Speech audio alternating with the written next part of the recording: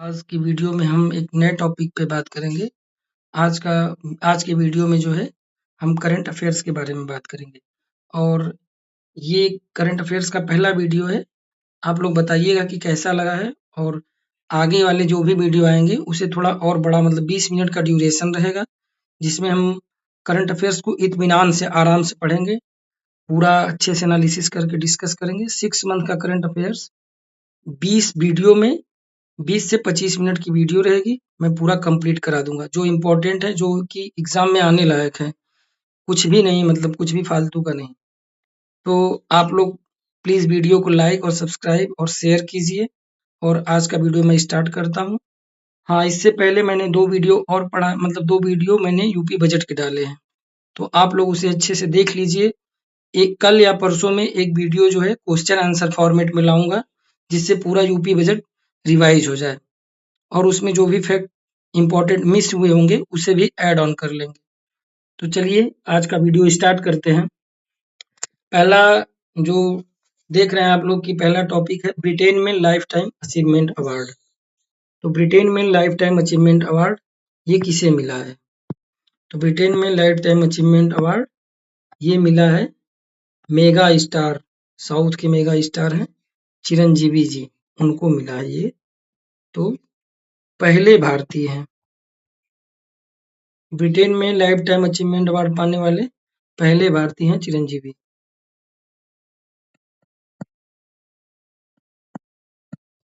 चिरंजीवी जी को ये अवार्ड मिला है।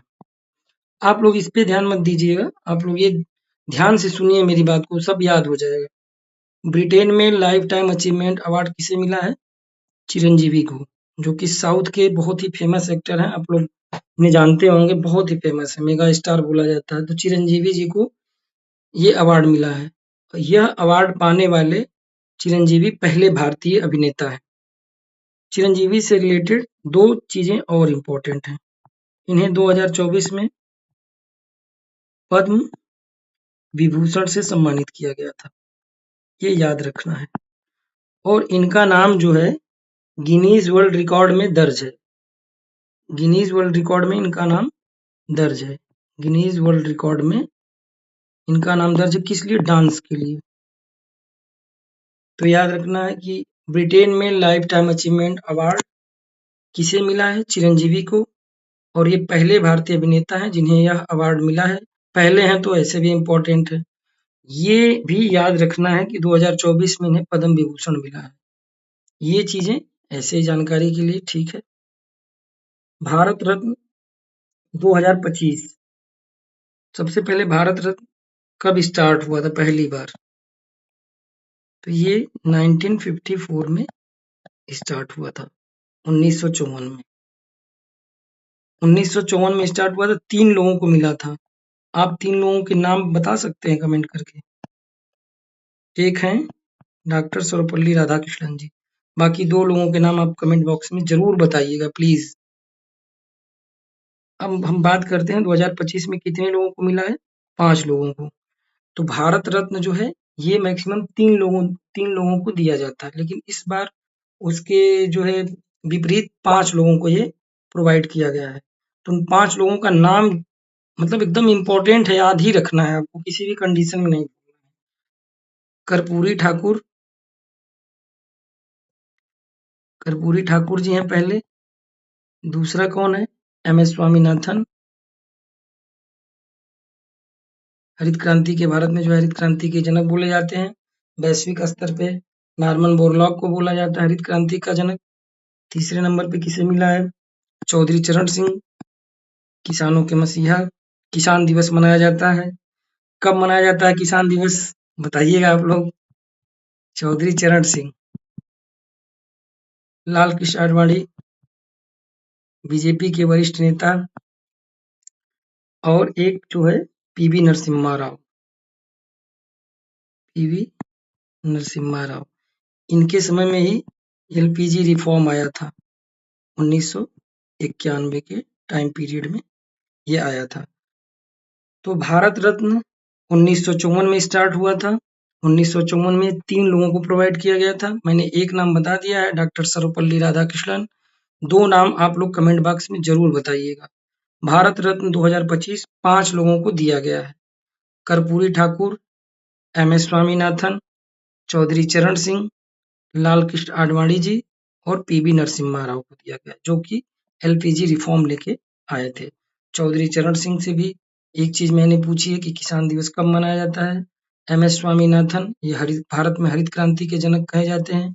हरित क्रांति कब भारत में हुई थी? तो हरित क्रांति का टाइम पीरियड क्या था?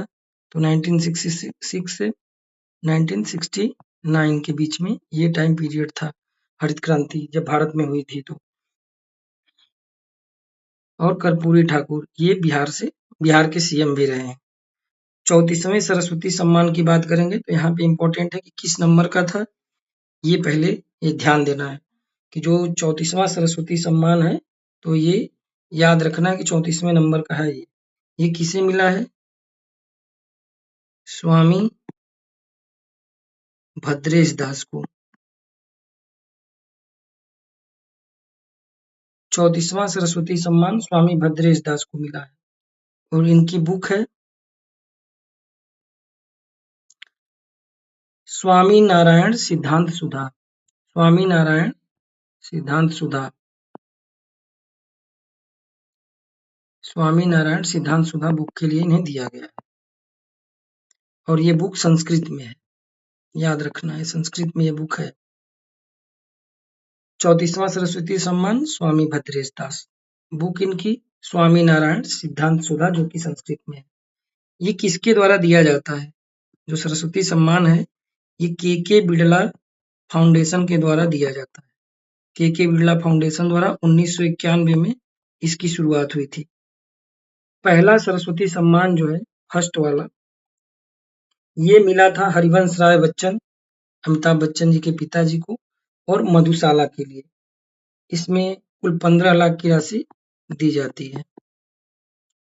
तो ये याद रखना है कि 34वां सरस्वती सम्मान स्वामी भद्रेश दास को उनकी बुक स्वामी नारायण सिद्धांत सुधा को मिला है, जो कि संस्कृत में बुक है। और ये किसके द्वारा दिया जाता है? के बिड़ला फाउंडेशन द्वारा दिया जाता है और 1991 से ये स्टार्ट है। पहला सरस्वती सम्मान हरिवंश राय बच्चन जी को मिला था। अब हम नेक्स्ट टॉपिक की बात करेंगे, तमिलनाडु गवर्नमेंट और ये राज्यपाल वाला जो टॉपिक है। तो मैं प्रीवियस ईयर कवर कर रहा हूँ करंट अफेयर्स, धीरे-धीरे आगे आ जाएंगे। तो ये मुद्दा काफ़ी आगे बढ़ चुका है, जब ये चर्चा में था तब की बात कर रहे हैं। अभी इसमें सुप्रीम कोर्ट का डिसीजन भी आ गया। सुप्रीम कोर्ट ने डिसीजन के बाद भारत सरकार की तरफ से सुप्रीम कोर्ट से क्वेश्चन पूछे गए थे, जो कि मतलब ये बताने की सुप्रीम कोर्ट से सलाह मांगी गई थी आर्टिकल 143 का यूज करके। तो इस पे हम बात करते हैं, ये चर्चा में क्यों रहा था? तो ये चर्चा में इसलिए था कि तमिलनाडु गवर्नमेंट जो है और राज्यपाल के बीच में एक विवाद आ गया था बिल पास कराने को लेके। तो राज्यपाल का एक आर्टिकल है, आर्टिकल 200, जो राज्यपाल को ये शक्ति देता है। मतलब जब बिल पास होके राज्यपाल के पास आता है तो राज्यपाल को ये पावर रहती है कि राज्यपाल उस बिल को होल्ड कर सकता है, या राज्यपाल उस बिल को पारित कर सकता है, या राज्यपाल उस बिल को राष्ट्रपति के पास भेज सकता है, या फिर राज्यपाल उस बिल को विचार अपने पास विचार के लिए कि मतलब विचार करने के लिए रख सकता है। तो आर्टिकल 200 में जो है ये राज्यपाल की पावर की बात की गई है। आर्टिकल 201 ये राष्ट्रपति से संबंधित है। 201 ये प्रेसिडेंट से रिलेटेड है। और आर्टिकल 201 में क्या है? राष्ट्रपति के द्वारा किए गए कार्य भी न्यायिक समीक्षा के अधीन होंगे। मतलब राष्ट्रपति के द्वारा भी किए गए कार्य सुप्रीम कोर्ट उस पर न्यायिक समीक्षा कर सकता है। और ये मामला जो है इसमें सुप्रीम कोर्ट ने तमिलनाडु गवर्नमेंट का जो राज्यपाल से विवाद वाला मैटर चल रहा है, इसमें सुप्रीम कोर्ट द्वारा एक बहुत ही ऐतिहासिक फैसला सुनाया गया। फैसला क्या था कि सुप्रीम कोर्ट ने पहली बार प्रेसिडेंट को विधेयकों पर निर्णय की समय सीमा तय की। सुप्रीम कोर्ट द्वारा प्रेसिडेंट के विधेयकों पर समय सीमा तय की गई। तो ये चीज ध्यान रखने वाली बात है। तो समय सीमा कितनी है प्रेसिडेंट के लिए जो सुप्रीम कोर्ट द्वारा तय की गई थी? 3 माह। 3 माह से अधिक अगर प्रेसिडेंट किसी बिल को होल्ड करके रखता है तो उसे कारण बताना पड़ेगा। बाकी आगे बात करते हैं। तेलंगाना में अनुसूचित जाति उपवर्गीकरण जो है लागू हो गया है। तो तेलंगाना में एससी के लिए उपवर्गीकरण, अनुसूचित जाति में उपवर्गीकरण लागू किया गया, मतलब सब कैटेगराइजेशन जो है लागू किया गया है। तो वहाँ रिजर्वेशन कितना है? 15% है। तो इस 15% को 59 उपजातियों में डिवाइड किया जाएगा।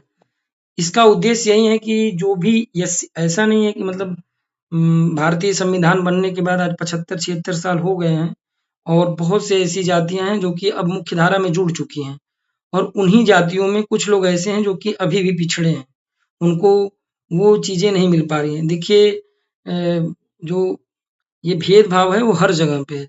ऐसा नहीं कि सिर्फ ऊंची जाति के लोग नीची जाति से करते हैं या नीची जाति के लोग ऊंची जाति से करते हैं।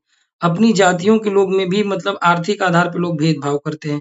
किसी भी जाति के लोग हों, भले ही दलित की आप बात कर लीजिए, अगर उसमें जो लोग सबल हो गए हैं, जो लोग इकोनॉमिकल स्मूथ हो गए हैं, वो अपने ही लोगों को मतलब हीन भाव से देखते हैं।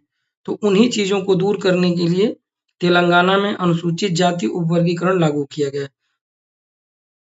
15% जो रिजर्वेशन है उसको 59 उपजातियों में मतलब वो कैटेगराइज किया जाएगा। ये देखा जाएगा आधार क्या बनाया गया है, उसको किस आधार पे ये दिया जाएगा रिजर्वेशन। तो उसके 2 आधार बताए गए हैं। कौन कौन से 2 आधार बताए हैं? तो आधार बताया है एक आर्थिक पिछड़ापन और एक सामाजिक पिछड़ापन। 2 आधार इसमें बताए गए हैं। इन 2 आधार पे 59 उपजातियों को कैटेगराइज करके उसमें इस रिजर्वेशन को डिवाइड करना, इसका उद्देश्य यही है। और तेलंगाना जो है ऐसा करने वाला, मतलब अनुसूचित जाति उपवर्गीकरण लागू करने वाला, ये भारत का पहला राज्य बना है। याद रखना है, भारत का पहला राज्य। 58वां बाघ अभ्यारण्य, ये कौन सा है? माधव। तो 58वां बाघ अभ्यारण्य ये माधव टाइगर रिजर्व है। और कहाँ पे ये है? तो ये है एमपी में। 58वां टाइगर रिजर्व माधवगढ़ ये जो है एमपी में है। माधव राष्ट्रीय उद्यान ये जो है एमपी में। 57 रातापानी ये भी एमपी में है। नेक्स्ट बात करते हैं 10वां रायसीना डायलॉग, ये कहाँ पे हुआ था? नई दिल्ली में। इसका आयोजन नई दिल्ली में किया गया। मुख्य अतिथि कौन थे? मुख्य अतिथि की बात करेंगे तो यहाँ न्यूजीलैंड के पीएम थे मुख्य अतिथि इस बार। न्यूजीलैंड पीएम क्या नाम है उनका? Christopher Luxon.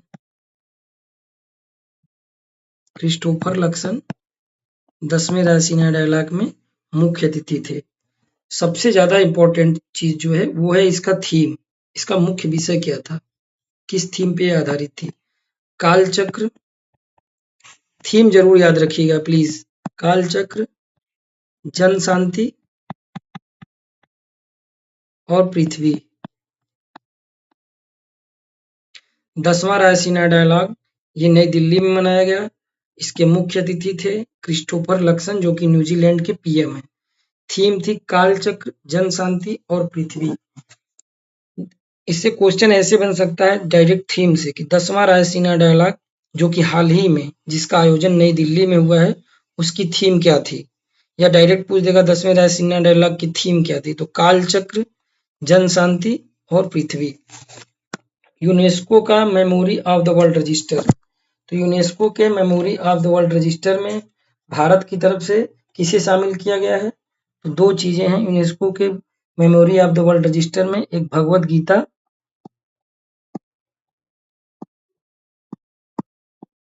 व नाट्य शास्त्र।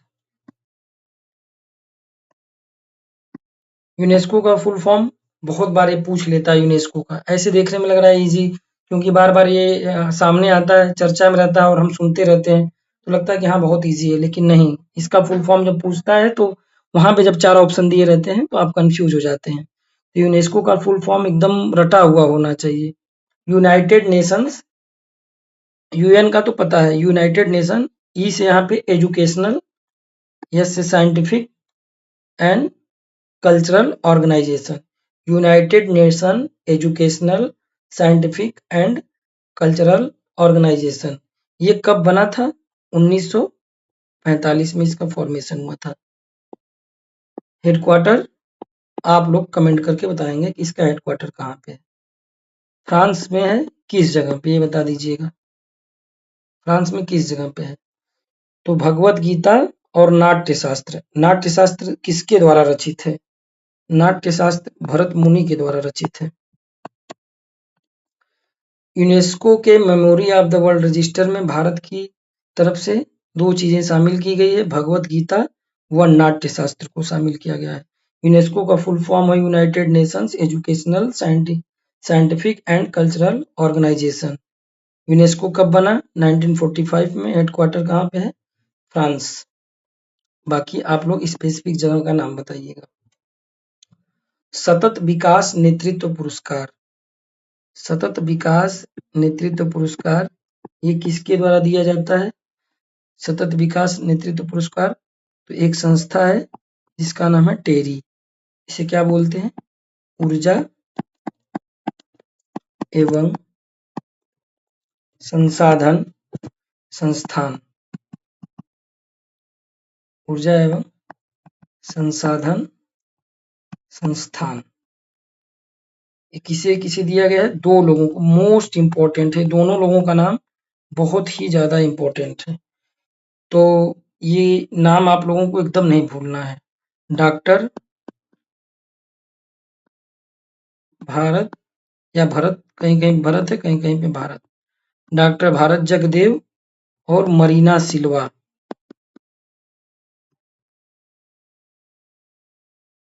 सतत विकास नेतृत्व पुरस्कार जो कि टेरी द्वारा प्रदान किया जाता है ऊर्जा एवं संसाधन संस्थान के द्वारा। इस बार ये 2 लोगों को प्रदान किया गया है। डॉक्टर भरत जगदेव ये गुयाना के राष्ट्रपति हैं, गुयाना प्रेसिडेंट, सॉरी गुयाना के उपराष्ट्रपति हैं, सॉरी गुयाना के उपराष्ट्रपति हैं। और मरीना सिल्वा जो हैं ये ब्राजील की पर्यावरण एवं जलवायु परिवर्तन मंत्री हैं। तो मरीना सिल्वा कहाँ की हैं? ब्राजील की, ये याद रखिएगा। सतत विकास नेतृत्व पुरस्कार ये 2 लोगों को दिया गया है, डॉक्टर भारत जगदेव और मरीना सिल्वा। डॉक्टर भारत जगदेव ये गुयाना के उपराष्ट्रपति हैं, मरीना सिल्वा ये ब्राजील की पर्यावरण एवं जलवायु परिवर्तन मंत्री है। भारत की पहली नदी डॉल्फिन गणना रिपोर्ट। अभी मैं जब पढ़ा रहा था यूपी बजट तो उसमें आप लोगों से पूछा था, तो किसी ने कमेंट करके बहुत बढ़िया से बताया था। क्या नाम था उनका? वर्षा। उन्होंने बहुत अच्छे से इसको बताया था, कमेंट बॉक्स में मैंने, आप लोग देख लीजिएगा। अब आज तो चर्चा में ही आ गया है तो इसको डिस्कशन करेंगे कि भारत की पहली नदी डॉल्फिन गणना। मैंने उसमें क्वेश्चन क्या पूछा था कि डॉल्फिन जो है इसे राष्ट्रीय जलीय जीव कब घोषित किया गया था डॉल्फिन को? तो आप लोगों ने कोई कमेंट नहीं किया था, सिर्फ एक लोग ने कमेंट किया था। देश में कुल डॉल्फिन कितनी है? याद रखना है, ये फिगर बहुत इंपॉर्टेंट है, डायरेक्ट पूछ सकता है क्योंकि पहली नदी डॉल्फिन गणना रिपोर्ट जारी की गई है। तो ये किसके मतलब इसमें कितनी है? तो 6327।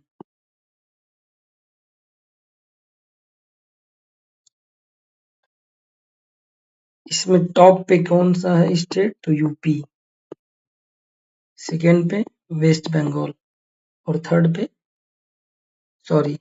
सेकेंड पे बिहार है और थर्ड पे बंगाल। भारत की पहली नदी डॉल्फिन गणना ये जारी की गई है।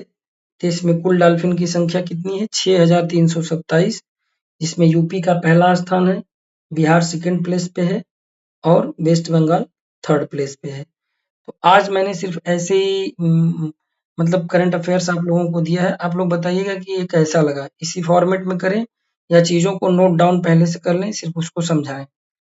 आई थिंक आप लोग जैसा बताएंगे वैसा करेंगे। प्लीज वीडियो को ज्यादा से ज्यादा लाइक करिए, सब्सक्राइब करिए, शेयर करिए जो भी फ्रेंड आपके सर्किल में हैं, मैं पूरी कोशिश करूँगा कि इसे और अच्छे से आपके सामने लाऊँ और अच्छे से प्रेज़ेंट करूँ।